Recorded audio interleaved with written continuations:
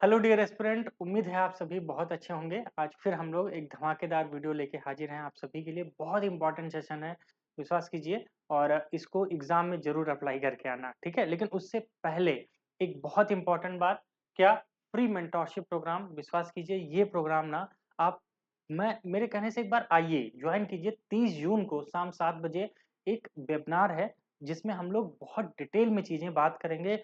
आपका जो कॉन्फिडेंस है ना वो कितना भी नीचे क्यों ना गिरा हो, लेकिन मैं उसको आसमान में पहुंचा दूंगा, ये मेरा वादा है आप सबसे। तो बिल्कुल भी छोड़ना नहीं है, क्योंकि जीत के लिए हो जाइए तैयार।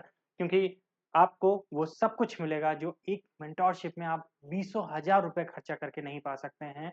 इतना कुछ देने वाला हूँ, बहुत जरूरी है। तो कैसे ज्वाइन करना है, बस सिंपली आपको इस नंबर पे 9696722831 पे हमें व्हाट्सअप करना है। हमें क्या करना है, व्हाट्सअप कीजिए, ठीक है। या डिस्क्रिप्शन बॉक्स में नीचे जाओगे ना, नीचे एक ग्रुप का लिंक है, वही ग्रुप के लिंक से उस सीधा ग्रुप में जुड़ जाओ। डिटेल वहीं मिलेगी, कैसे ज्वाइन होना है, कब होना है, क्या डिटेलिंग रहेगी, वो सब कुछ, ठीक है। तो आप सबका इंतजार रहेगा। मैं ये चाहता हूँ जुड़ो, क्यों बिना मतलब का इधर उधर टाइम वेस्ट करना। अगर सच में यूपीएससी की तैयारी करना है ना, डेडिकेटली लगिए, हमारे साथ लगिए। हर वो चीज दूंगा जो आपके लिए जरूरत की है। तो चलिए शुरू करते हैं आज का सेशन। 2023 के क्वेश्चन हमने कर लिए थे, 2022 के भी हमने क्वेश्चन कर लिए थे, ठीक है। अगर बात करें 2021 की, 22 की, 23 की हो गया है, 2020 हो गया है, 2019 के क्वेश्चन हम लोग कर रहे हैं। तो चलिए शुरू करते हैं, देर नहीं। पहला क्वेश्चन क्या लिखा है, बहुत ध्यान से, ऐसे क्वेश्चन को बहुत ध्यान से पढ़ना चाहिए, आंसर उसी में छिपा हुआ होता है। आज मैं यही सिखाऊंगा कि इंटरप्रेट ऑप्शन से हम एक दूसरे ऑप्शन को कैसे गलत काट सकते हैं, ठीक है। ध्यान से देखिए, लिखा है with the reference to cultivation of kharif crops in India in the last 5 year consider the following statement. मतलब पिछले 5 सालों में खरीफ क्रॉप्स का जो उत्पादन हुआ है उससे संबंधित ये कथन दे रखे हैं। पहला क्या लिखा है, चावल की खेती का जो क्षेत्रफल है वो सर्वाधिक है, यानी कि जो एरिया है राइस का कल्टीवेशन का वो हाईएस्ट है। पता नहीं भाई, मुझे नहीं पता, हो सकता है ऐसा हो। आगे, ज्वार की खेती का क्षेत्रफल तिलहन की तुलना में अधिक है। मतलब the area under cultivation of jowar is more than that the oil seed.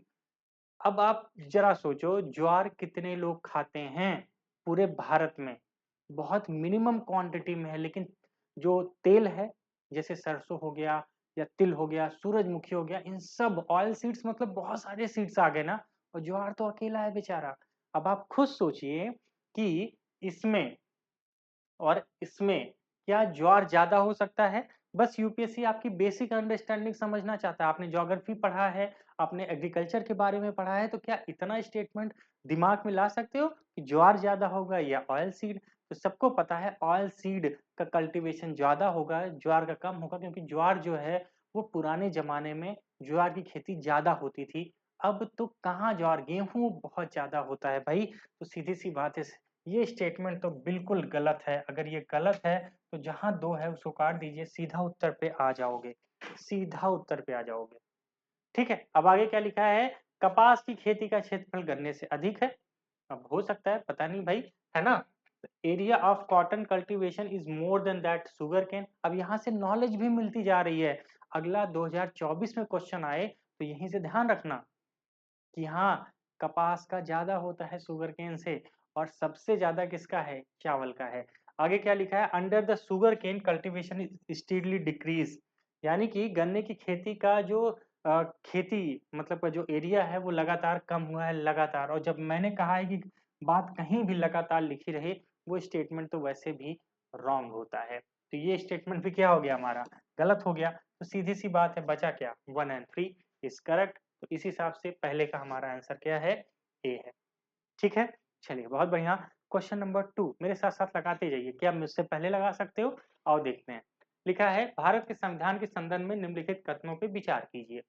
With the reference to the constitution of India consider the following statement. क्या लिखा है, किसी भी उच्च न्यायालय को किसी केंद्रीय कानून को संवैधानिक रूप से अवैध घोषित करने की अधिकार नहीं होगा। यानी कि no high court shall have the jurisdiction to declare any central law to be constitutionally invalid। Simple सी बात है, क्या कोई भी आप जरा मन में सोचो और आपने जो आज तक जितना कॉन्स्टिट्यूशन पढ़ा है उसके बारे में सोचिए। क्या जो हमारे हाई कोर्ट्स हैं वो किसी लॉ को जो सेंट्रली लॉ है उसको खत्म नहीं कर सकते हैं? बिल्कुल कर सकते हैं भाई, इनवैलिड कर सकते हैं, उनको पावर है।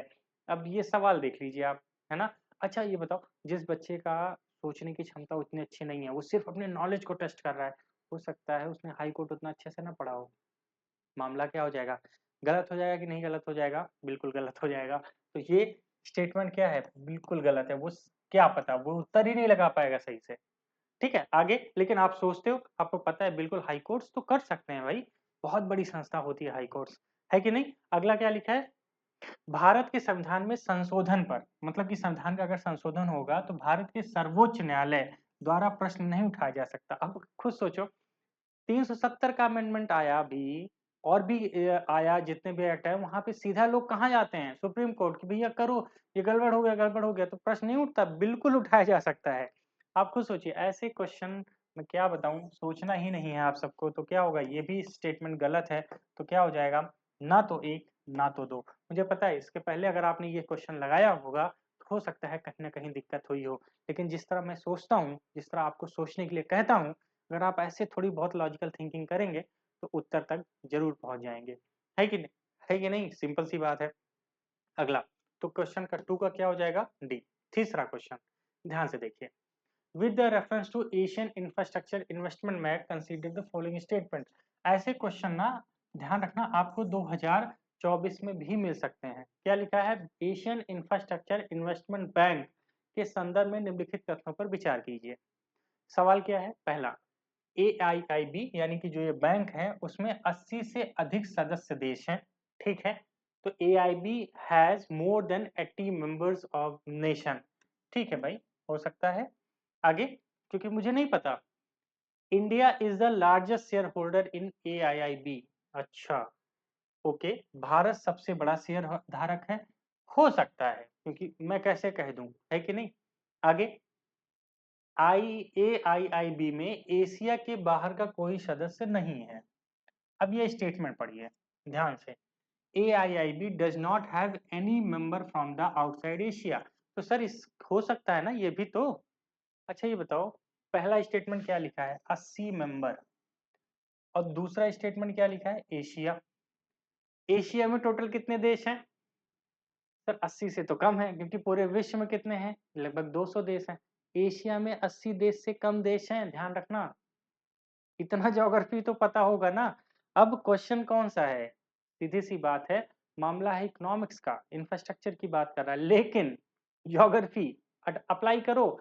एशिया में 180 देश है ही नहीं, यानी कि चाहे पहला गलत है चाहे तीसरा गलत है, और जब पहला सही है तो ये गलत है। सिंपल सी बात है ना, एक तो गलत हो गया ही, अगर तीसरा गलत है तो मैं काट देता हूं तीसरा, ठीक है? सिंपल सी बात है। और एशिया के बाहर कोई सदस्य नहीं, ऐसा तो हो ही नहीं सकता।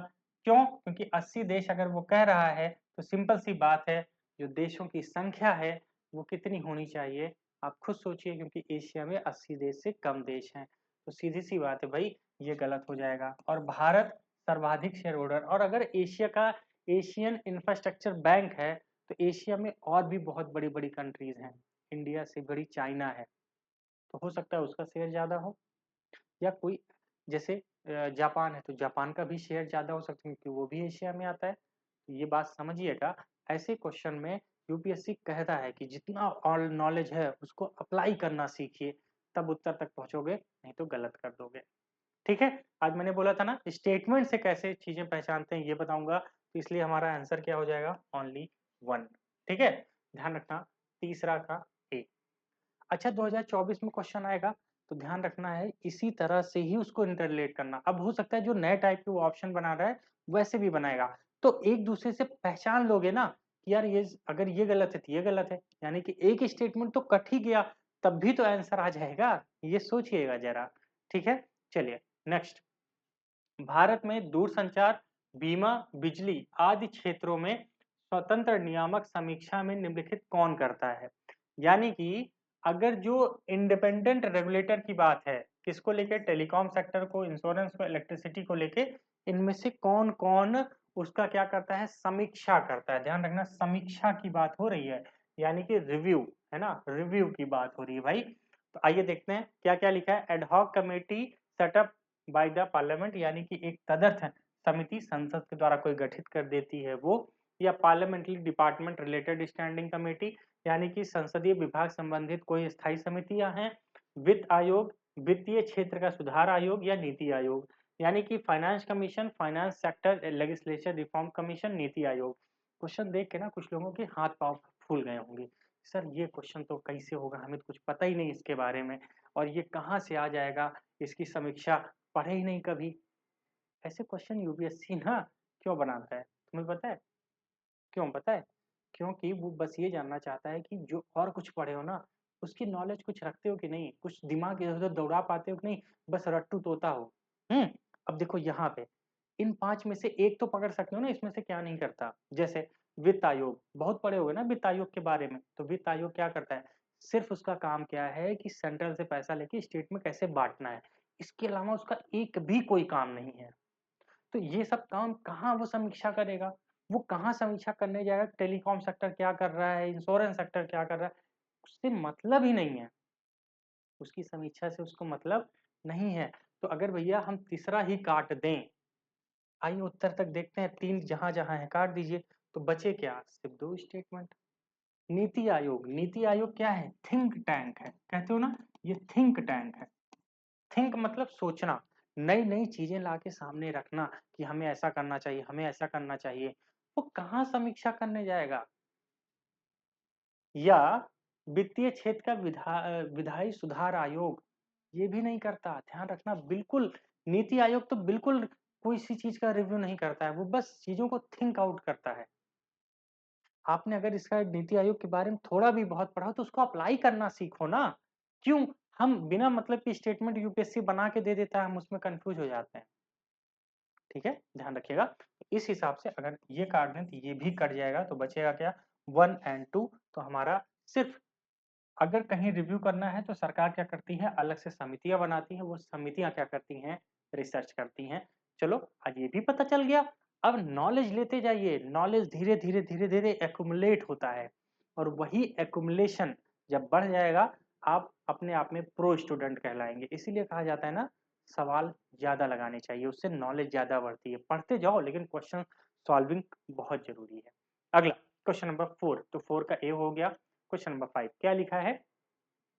पहनने योग्य प्रौद्योगिकी के संदर्भ में निम्नलिखित कथनों में कौन सा पहनने योग्य उपकरणों द्वारा पूरा किया जा सकता है, यानी कि in the context of wearable technology which of the following task are accomplished by, यानी कि अगर मैंने कोई टेक्नोलॉजी है जो मैंने पहन ली, जैसे मान लेते हैं ये हेडफोन है, हेडफोन मैंने क्या किया, पहना है, या कोई हेडफोन मैंने लगा लिया, या कोई दूसरी टेक्नोलॉजी जैसे ये घड़ी, घड़ी मैंने क्या किया भाई, लगाया है, टेक्नोलॉजी है ना, टेक्नोलॉजी है, मानते हो? हाँ भाई, क्योंकि डिजिटल वॉच, ये क्या क्या कर सकती है आगे? Location identification of the person किसी व्यक्ति के स्थान की पहचान कर सकती है। मोबाइल रखते हो जेब में, वेयरिंग है, करता है ना, लोकेशन तुरंत बताता है। हाँ सर, ये तो हो सकता है। आगे sleeping monitor of a person, अब ये घड़ी क्या करेगी, आप बताओ क्या करेगी? मैंने अगर डाल दिया अभी मैं सो रहा हूँ, तो ये बिल्कुल उस चीज को मॉनिटर करेगी कि आप कितनी देर बाद उठे हो, बताएगी, ये मॉनिटर करेगी, एआई टूल्स बिल्कुल करेगी भाई। आगे श्रवणित बाधित व्यक्ति की सहायता करना, यानी कि जो लोग सुन नहीं पाते हैं उनको असिस्ट करेगी, उनको सुनाने में हेल्प करेगी। होता है जैसे सुन नहीं पा रही है, तो आपको क्या करना है, कोई रास्ते पे जा रहे हो तो वहां पे कोई अगर तुमने वेयरिंग लगा लिया तो आगे पता चले। जैसे कार देखे हो ना, कार में हम पीछे एक कैमरा लगा देते हैं जिससे पीछे दिखते रहे, और जब दूरी कम हो जाती है तो कार में आवाज होने लगती है। क्यों? क्योंकि वो टेक्नोलॉजी है जिससे वो बताती है कैसे करना। उसी तरह जो बाधित व्यक्ति है जिसको सुनाई नहीं पड़ता, तो उसको हेल्प कर सकती है कि नहीं? बिल्कुल कर सकती है सर, क्योंकि वेरिएबल है, उसको यूज किया जा सकता है। तीनों बातें तो सही हैं। ऐसे स्टेटमेंट क्वेश्चन गलत करके नहीं आना है, इसीलिए मैंने थंबनेल में ही लिखा है, ऐसे प्रश्न को छोड़ के नहीं आना है। ध्यान से सोच के आना, लगा के आना, 100% मजा आएगा। और लॉजिकल थिंकिंग सोचना। तो क्या आंसर हो जाएगा? 1 2 3।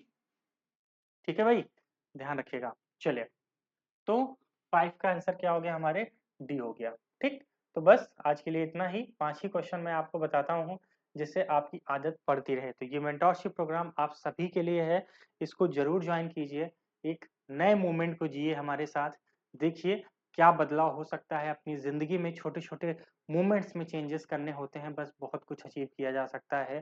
तो तैयार हो जाइए 30 जून को लिए इस मेंटरशिप प्रोग्राम में। मिलते हैं आप सबसे, thank you so much, bye.